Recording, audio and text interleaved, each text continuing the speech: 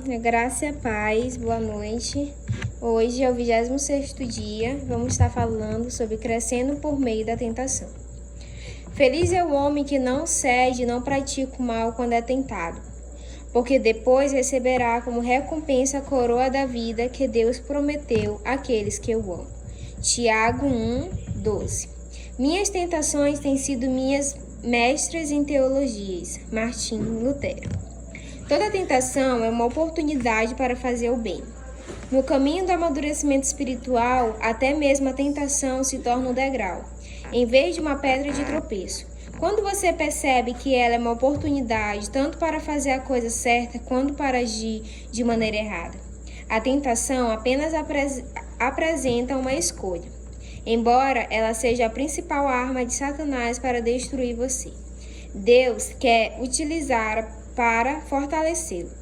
Toda vez que você escolhe fazer o bem, em vez de pecar, está desenvolvendo o caráter de Cristo. Para compreender isso, você deve primeiro identificar as qualidades do caráter de Jesus. Uma das mais concisas descrições de seu caráter é o fruto do Espírito. Quando o Espírito Santo controla a nossa vida, ele produz os seguintes frutos em nós: amor, alegria, paz, paciência, bondade, benignidade, fidelidade, mansidão e domínio próprio. Gálatas 5, 22 e 23. Essas 9 qualidades são a expansão do grande mandamento e constituem uma bela descrição de Jesus Cristo. Ele concentra de modo perfeito numa única pessoa o amor, a alegria, a paciência e todas as outras virtudes mencionadas. Ter o fruto do Espírito Santo é ser semelhante a Cristo. Mas como o Espírito Santo produzirá em sua vida esse fruto com 9 qualidades? Ele as cria de modo instantâneo?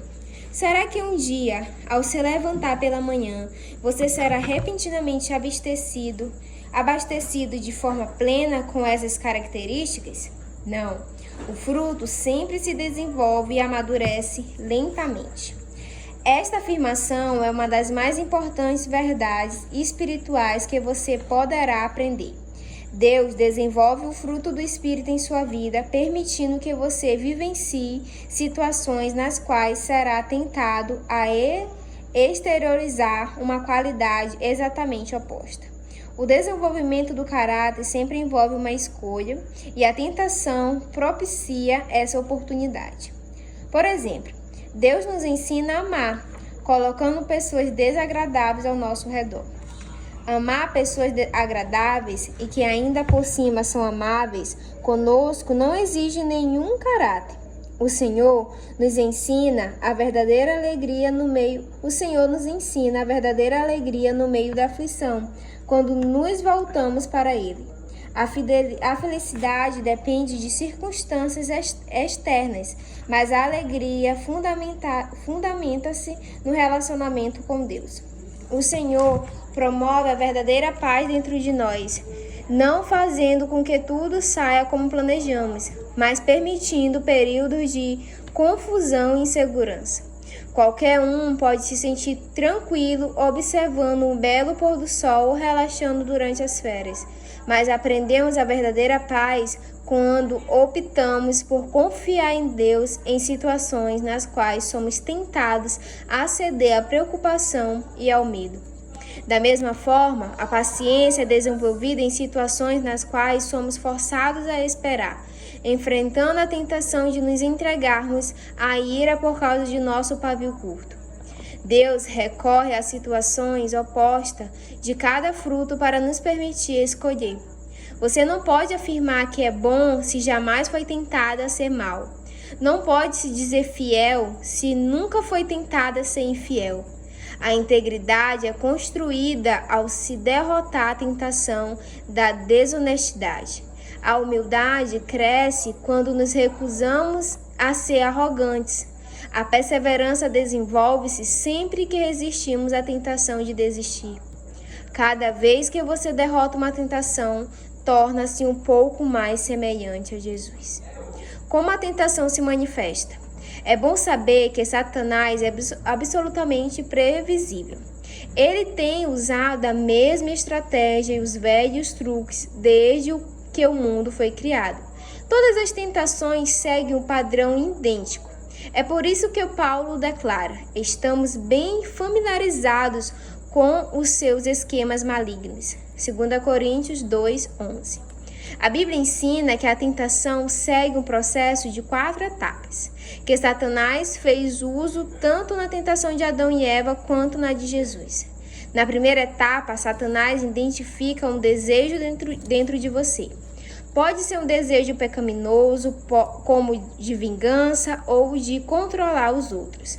Pode ser um desejo normal e legítimo, como o de ser amado, ser valorizado e sentir prazer. A tentação começa quando Satanás sugere com o pensamento que você ceda a um desejo maléfico ou realize um desejo legítimo da maneira errada ou na hora errada. Cuidado com os atalhos. Frequentemente são tentação. Satanás sussurra: você merece isso, você deve ter isso agora. Será emocionante, gratificante e fará com que você se sinta melhor. Costumamos pensar que a tentação está ao nosso redor, mas Deus diz que ela começa dentro de nós. Se você não tiver o desejo interiorizado, a tentação não tem como atraí-lo. Ela sempre começa na mente, não por meio de circunstâncias. Jesus disse: pois do interior do coração dos homens vêm os maus pensamentos, as imoralidades sexuais, os roubos, os homicídios, os adultérios, as cobiças, as maldades, o engano, a devassidão, a inveja, a calúnia, a arrogância e a insensatez. Todos esses males vêm de dentro e tornam o homem impuro. Mateus 7, do 21 ao 23. Tiago afirma que existe um exército inteiro de maus desejos dentro de nós. Tiago 4:1. A segunda etapa é a dúvida. Satanás tenta fazê-lo duvidar do que Deus disse sobre o pecado. Será que é mesmo errado? Será que Deus realmente proibiu fazer isso? Não é possível que Deus tenha proibido isso para o outro povo ou em outra época. Deus não quer que eu seja feliz? A Bíblia adverte: cuidado, não deixe os maus pensamentos e as dúvidas levarem algum de vocês a se afastar do Deus vivo. Hebreus 3:12.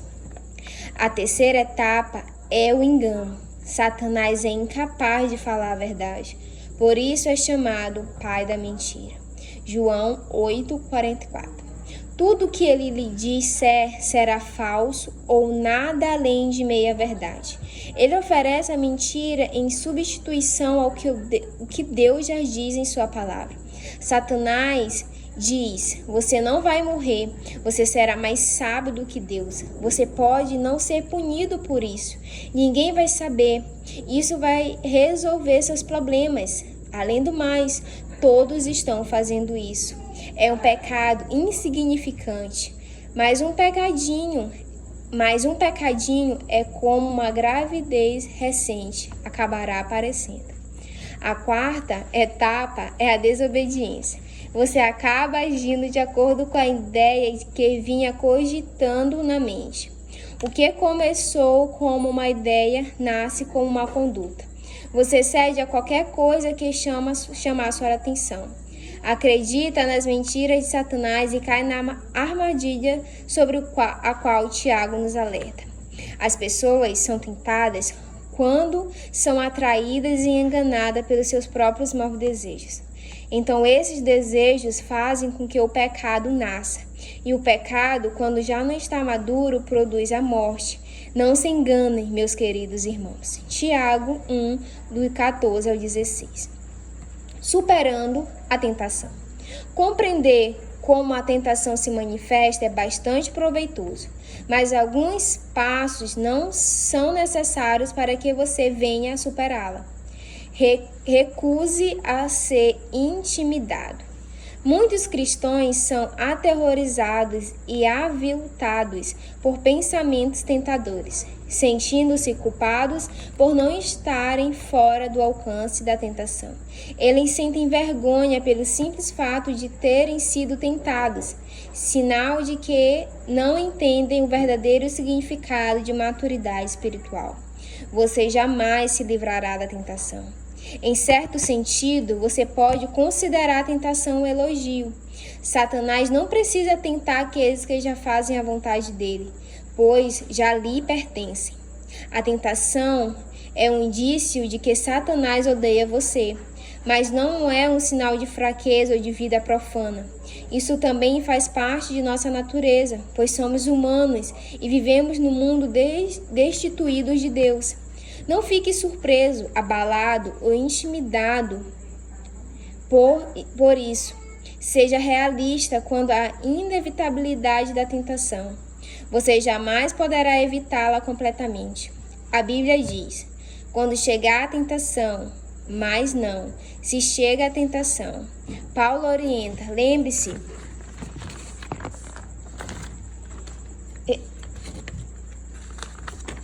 de que as tentações que surgem na vida de vocês não são diferentes das que os outros enfrentam. 1 Coríntios 10:13. Ser tentado não é pecado. Jesus sofreu tentação, embora nunca tenha cometido pecado. A tentação só se torna pecado quando você se entrega. Lutero afirmava: não podemos evitar que os pássaros voem sobre nossa cabeça, mas podemos evitar que façam ninho sobre ela. Você não pode impedir o diabo de lhe sugerir pensamentos, mas pode escolher não assimilá-los ou agir de acordo com eles. Por exemplo, muitos não sabem a diferença entre atração física ou excitação sexual ou sensualidade. Não é a mesma coisa. Deus fez de cada um de nós um ser sexuado, e isso é bom. A atração e a excitação são reações naturais e espontâneas, uma inclinação afetiva e concedida por Deus como resposta à beleza física. Já a lascívia é uma atitude deliberada do desejo, é a escolha de comprometer sua mente com algo que você gostaria de fazer com o seu corpo. Você pode se sentir atraído ou mesmo excitado sem escolher pecar pela lascívia. Os homens cristãos, principalmente, sentem-se culpados quando os hormônios que foram concedidos por Deus exercem o devido efeito fisiológico. Quando reparam numa mulher atraente, presume que isso já é lascívia e se sentem envergonhados e culpados. No entanto, a atração não equivale a desejo sexual ilícito, até que você comece a insistir nisso. Na verdade, quanto mais próximo de Deus você fica, mais Satanás se esforça para tentá-lo. No instante em que você se torna filho de Deus, Satanás, como assassino de aluguel, fecha um contrato para acabar com você. Você é agora inimigo, por isso conspira para a sua derrota. Às vezes, enquanto você está orando, Satanás sugere um pensamento mau ou bizarro, apenas para distraí-lo e envergonhá-lo. Não fique assustado ou envergonhado com isso. Entenda que Satanás teme suas orações e tentará de tudo para interrompê-la. Em vez de ficar se condenando com indagações do tipo: como pude pensar numa coisa assim?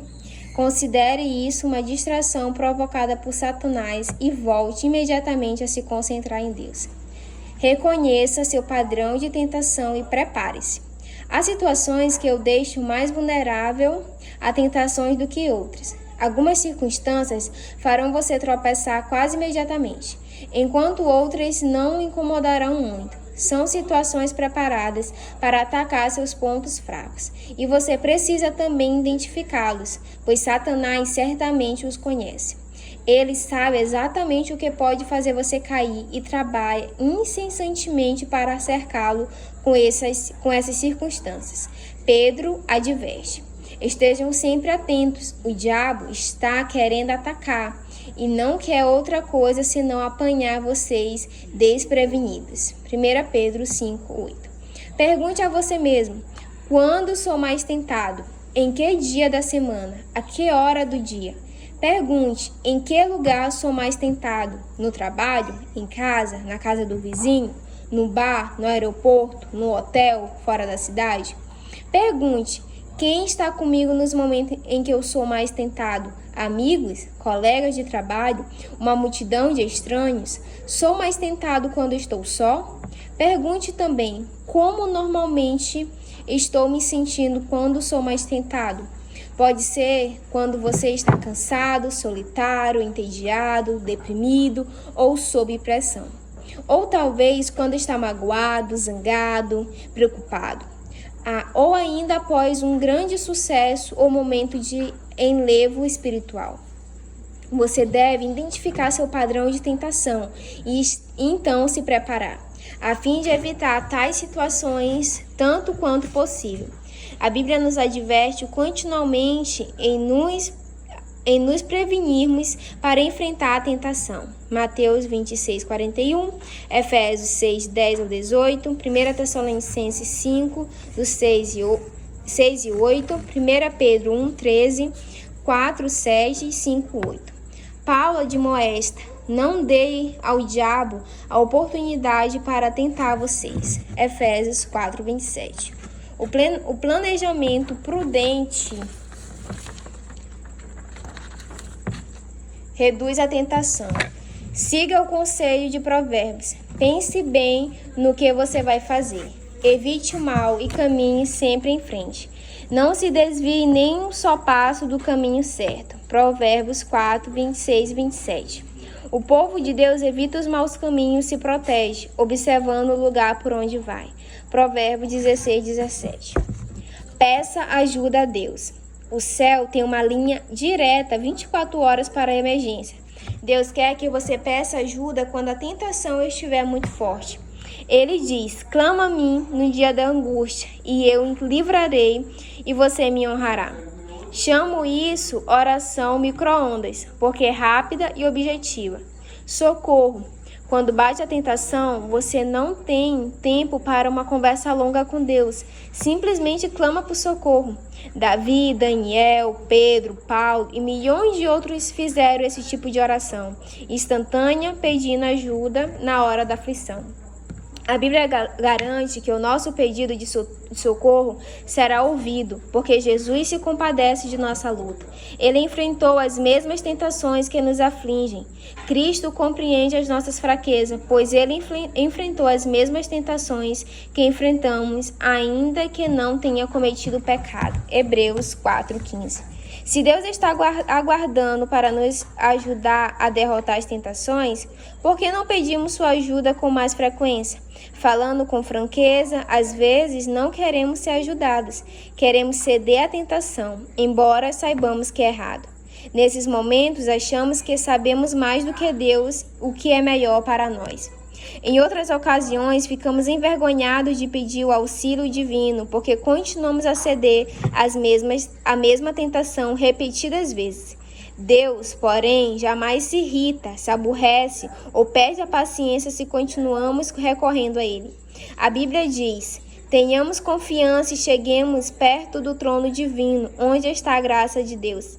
Ali receberemos misericórdia e encontraremos graça sempre que precisarmos de ajuda. Hebreus 4:16. O amor de Deus não se esgota, a sua paciência permanece para sempre.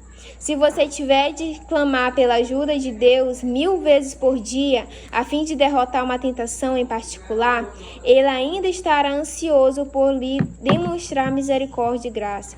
Então apresente-se corajosamente diante de Deus, peça-lhe forças para fazer a coisa certa e depois espere que Ele proverá. As tentações mantêm-nos dependentes de Deus, assim como as raízes crescem mais fortes quando o vento sopra contra a árvore. Você se torna mais semelhante a Jesus toda vez que enfrenta uma tentação. Quando você tropeça, o que certamente ocorrerá, isso não representa o fim. Em vez de ceder ou desistir, busque a Deus, confie que Ele o ajudará e lembre-se da recompensa que espera por você. Quando as pessoas são tentadas e ainda continuam fortes, devem ficar felizes. Depois de provada a sua fé, Deus a recompensará com vida para sempre. Tiago 1:12.